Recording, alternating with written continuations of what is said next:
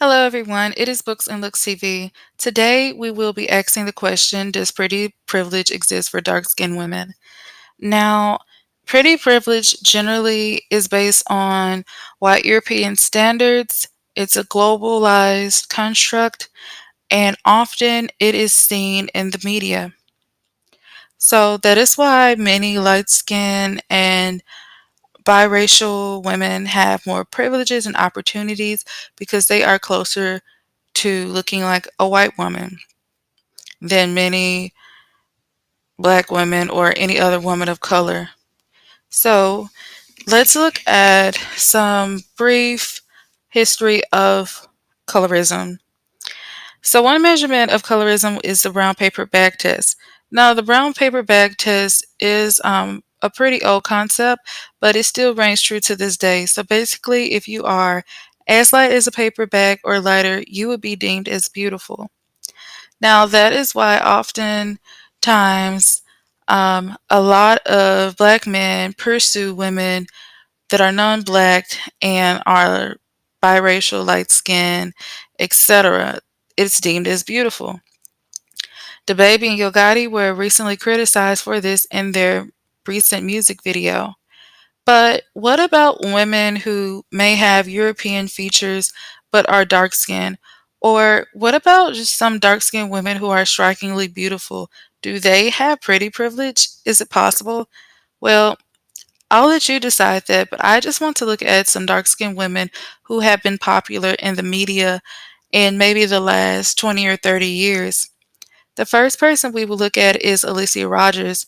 Alicia Rogers played in movies like Class Act and Boys in the Hood.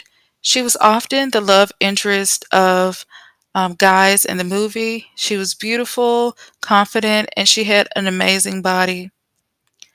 Another figure we will talk about is Stacey Dash. Now, Stacey Dash may look lighter and has been accused of skin lightening. The next person we will talk about is Nia Long. Nia Long was another brown skinned woman who was considered a hot woman in the 90s.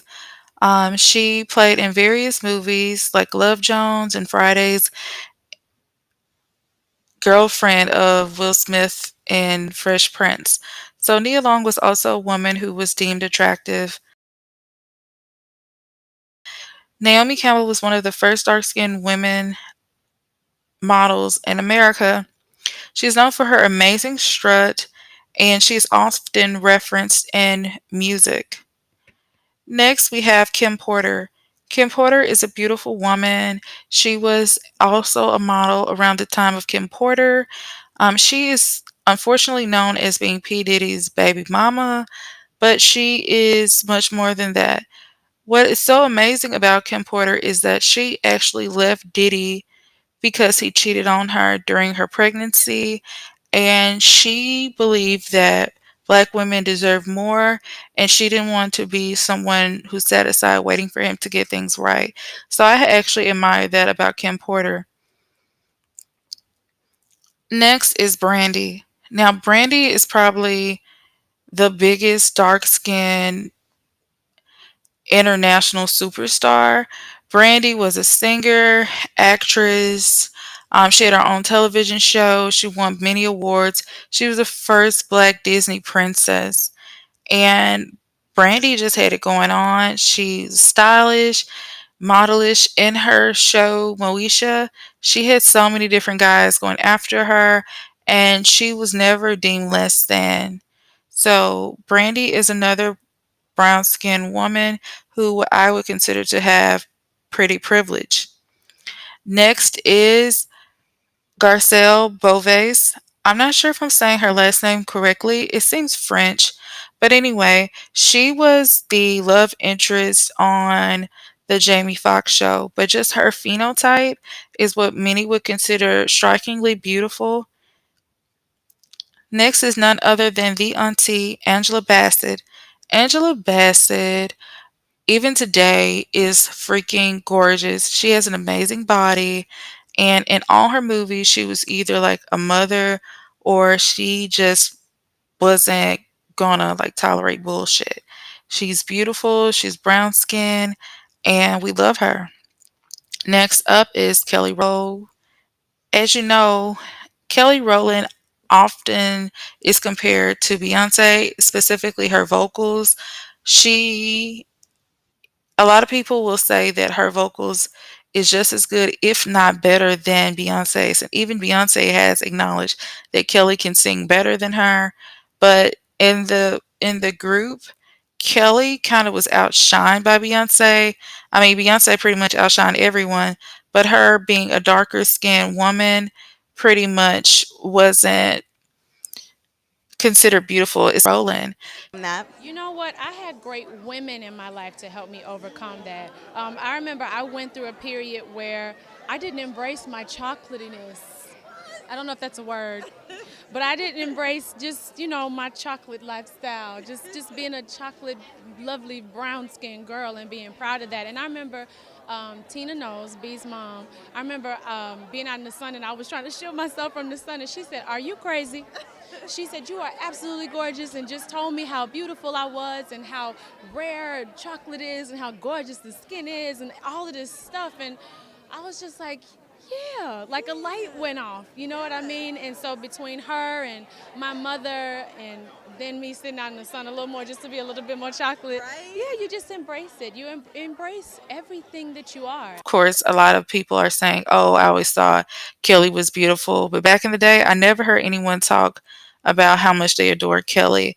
But what matters mostly is that Kelly acknowledged who she is as a dark skinned woman.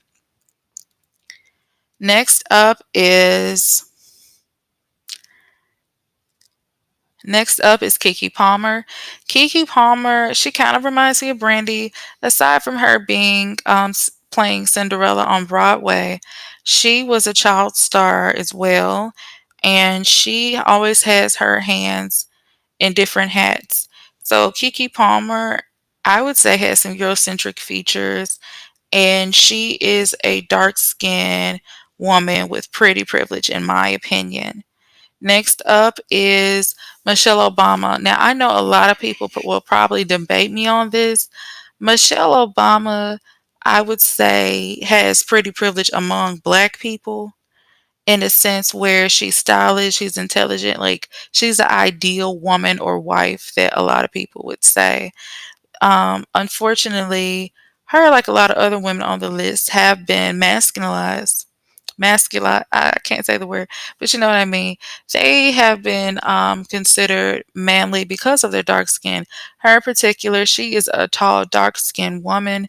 So oftentimes, people, specifically non black people, would say, "Oh, she looks like a man," or "she's a trans woman."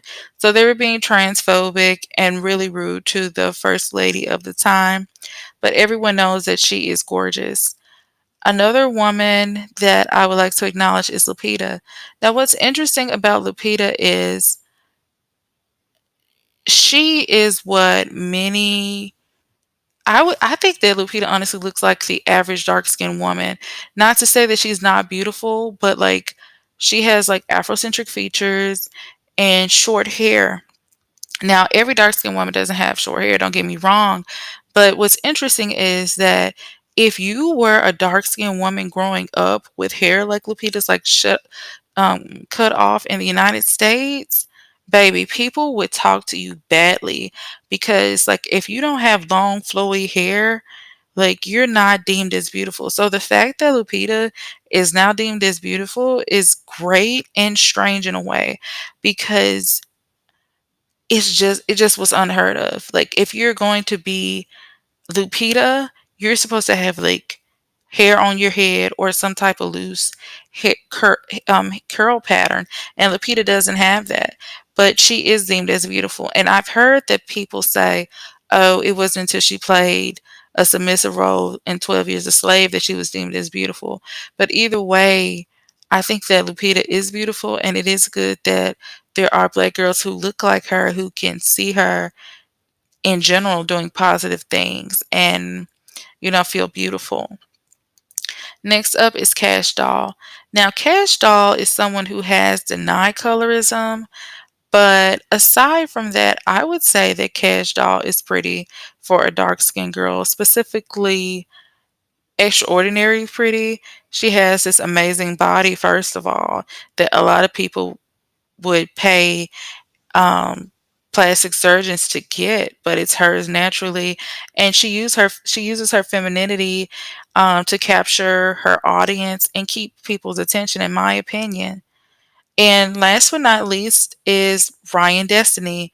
Ryan Destiny Ryan Destiny kind of reminds me of a natural Bratz doll. I mean, she has these big eyes, these beautiful lips, and she is just a gorgeous dark-skinned woman.